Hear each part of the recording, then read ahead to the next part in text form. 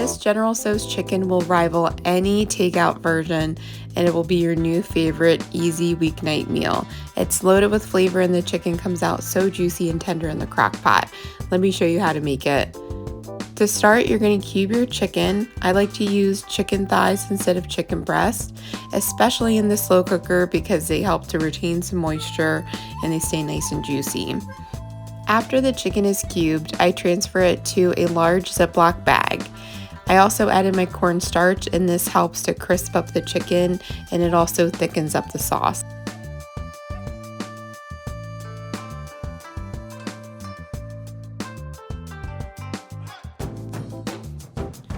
Give it a little shake and toss to combine to make sure that all the chicken is nice and coated.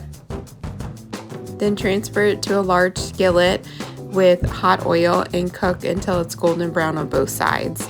You're not looking to actually cook the chicken, you're looking to more so create a nice crust on the chicken. And this also helps to seal in the juices and the moisture of the chicken.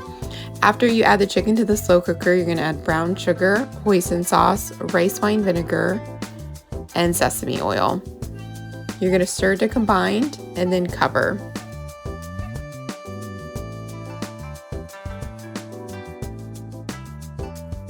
You're going to cook on low for 2 to 3 hours.